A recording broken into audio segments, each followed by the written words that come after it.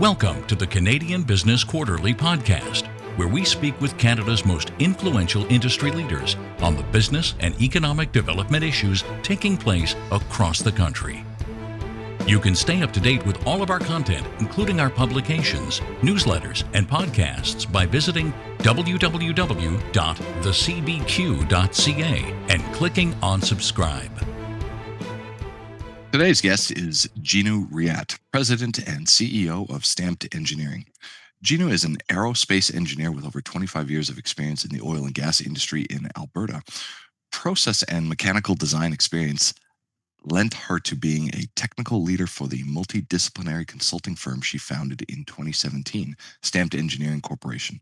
She supports stress analysis, patent design, and forensic engineering. Her team fulfills a niche in the market to provide lean, innovative, and quick turnaround solutions. Her latest innovation converts waste to clean energy, heat, and electricity. Jeenu, thanks for joining us today. Thank you for having me. All right, so give us the background and the history on Stamped Engineering. Okay, so Stamped Engineering was founded, just as you mentioned, in 2017 to fulfill sort of this gap in the market of engineers taking responsibility for their work. A lot of times I would go out to sites and find contractors struggling with drawings that they've received from engineers that weren't stamped, or that, they couldn't get a hold of the engineers to find out why those drawings were specified with certain pieces of equipment and et cetera, and things like that. So I thought it's really important for our quality engineering to be accessible to all walks of the industry. And so that's why Stamped Engineering was formed. And we service a variety of disciplines. So we get into mechanical, electrical, civil, structural, process, aerospace, procurement, project management, instrumentation and controls, modeling and design. So we support a lot of different industries with sound quality engineering. You kind of got into it about the problems that you started and where this idea came from. Do you want to take us through a little bit more of that, that history of what was going on at the time to found this company? Definitely. So what we found was, although the larger firms that we'd been used to working for had the bandwidth to support, they weren't accessible. And so companies that really could respond and be, more quick to getting those answers to the clients that really needed them were just not affordable. So based on our model of being a little bit more lean than the larger companies, getting rid of the middle overhead, they get the answers straight from the experts now. And that's us. Right. It's probably an interesting place to kind of go through there because engineering is such a big field. So you mentioned, or we talked about how your background was in aerospace engineering. Do you want to just kind of explain how that translates into the work that you do? And you mentioned that you kind of fill the gap between much larger organizations that do this sort of work. Absolutely. So with aerospace, we have a extremely niche skill in stress analysis. And because of that, I think that that's something that really lends itself to the oil and gas industry, which is being able to take complex problems, make them simpler with the use of software, and just really analyzing where are the weak points in a system, where are the weak points, whether it's in piping or in structural, where are the weak points that we can anticipate and therefore prevent from becoming an issue further down design road. Are you able to give some of us a bit more of an example, in terms of what that means for stress analysis? Like, for me, that doesn't work in that industry. What does that actually solve? Okay, so if we look at computational fluid dynamics, or if we look at product development, we have signed several NDAs, so I can't get into the product for a client, but one application that we did was a patent application for a client, and basically they have a restraint system that they designed for the fracking industry. And when they did that, they needed us to conduct a stress analysis to make sure that the design that they were proposing, which we ended up tweaking a little bit, would withstand intense forces from all directions and different applications, with trucks pulling it and everything else. And so we designed all of that for them, along with quality manuals, safety manuals, training manuals. But it all started from the stress analysis. It all started from that expertise of being able to give them confident data that they could take back, in addition to the field testing that we recommended, that would provide confidence to the end users, which in this case were refineries in northern Alberta, BC, and Saskatchewan, that this product would hold up. And I'm happy to report the product's doing great. So, I mean, that's quite interesting to me because you mentioned that you guys kind of slot into the market against much larger, more expensive engineering firms. So does that mean that you're generally working with a lot of junior type explorers, or who would be your key clientele? Our actually key clientele is all from referrals. So actually, they're very senior industry professionals that are coming from the large firms that maybe go out on their own and they know who to call. So we're fully based on referrals, and it's really about those that value the expertise that they're getting. So most of them have been in contact with someone on our team or myself personally in a capacity to really fully appreciate the expertise that they're getting. At the moment, there's been an emphasis on this stress analysis, but there's a number of other services rather that stamped engineering offers, doesn't isn't there? Absolutely. So I touched on some of the disciplines, the mechanical, the electrical, civil structural, even risk assessments, process hazard analysis. We do a lot of inspections. We've done cannabis facility designs really well. We work with Health Canada on that. There's a lot of things that we do, but just also standard oil and gas stuff. Like we do a lot of projects that are about decommissioning pipe bridges, uh, walkways, ventilation rooms, electrical heat tracing projects. There's a lot of variety to the work that we do, and that's based on the expertise of our staff. I think you alluded to this a little bit earlier, but I mean, in order to get all this referral business, there must be something that you're doing. So, what do you think that you guys perhaps do that's a little bit different to other people that work in your space? So what we do is we provide free consultations. We always pick up the phone. So I think customer service is one of those things that we do pretty well.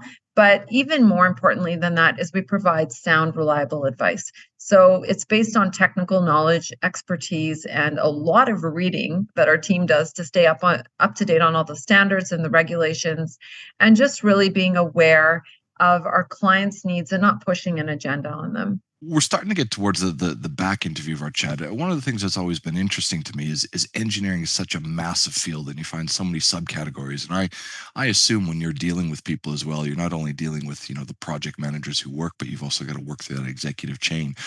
What do you think people or businesses misinterpret about the engineering field?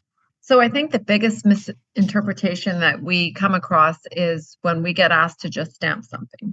What goes along with just stamping something? I know our name says stamped engineering, and we love to take responsibility, but sometimes there's a lot that goes into that. And that can be as simple as doing all the calculations to make sure something is done right. It can be as simple as looking at regulations, helping clients get permits.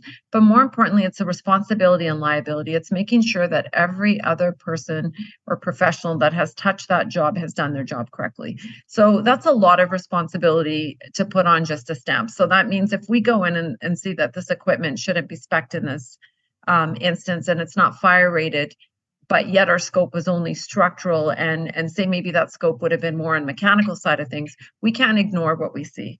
We have to alert the client and say, you know what, you're going to need an additional review on this. And it's not a money grab. It's really just making sure everybody stays safe. Our number one oath is to public safety. And I think that's sometimes forgotten in our industry, is that we really do. Most of us have gotten into the field of engineering because we actually care about people being able to walk into buildings and feel safe, people being able to get into a car and feel safe. It's all engineering, right? So for us, we take our job very seriously and we're quite passionate. But that's really the misconception, that it's just stamping and the hard work is done, but there's a lot that goes into it. You guys are based in Edmonton, so you're an Alberta-based business. I mean, just kind of flowing on from what you've already been talking about, do you think there's anything different, or how do you think maybe Alberta engineering compares to the other provinces and the rest of Canada? So I'm a proud Albertan, and I will say the best part about being an Albertan engineer is knowing that our standards are world class. And I think that's really been driven by the oil sands and pushing the highest safety standards. So I'm really proud to be an Albertan engineer and owning an Albertan company, because I feel that our standards are not only world-class, when it comes to safety, even across the other provinces, they look to us for a lot of additional regulations that aren't enforced in all other provinces.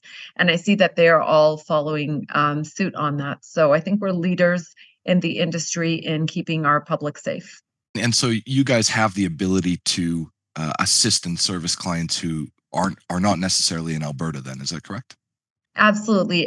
Stamped Engineering is licensed to practice across Western Canada, and we are told that we will eventually be practicing across Canada more seamlessly as regulations get changed, and then we won't have to keep doing all the paperwork for each province individually. So we're waiting for that to come on board.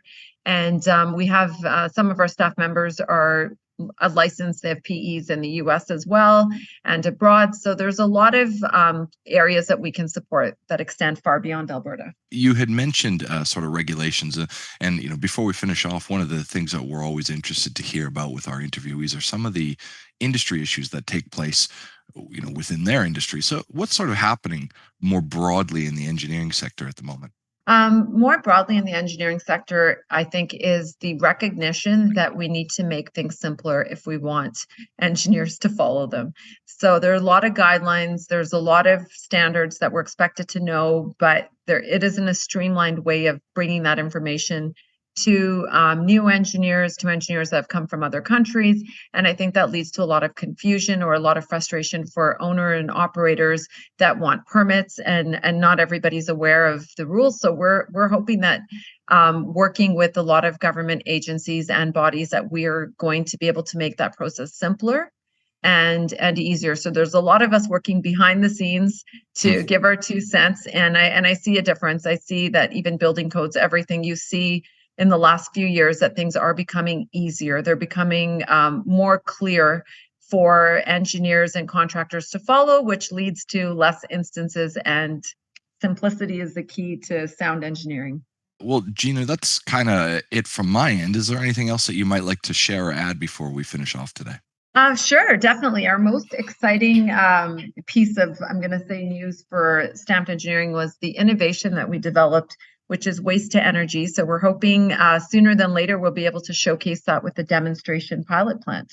And that's where we take literal organic waste garbage and turn it into heat, power, and biofuel and biochar. Excellent. Well, it sounds very exciting. Thank you very much for your time today. Thank you, Jesse.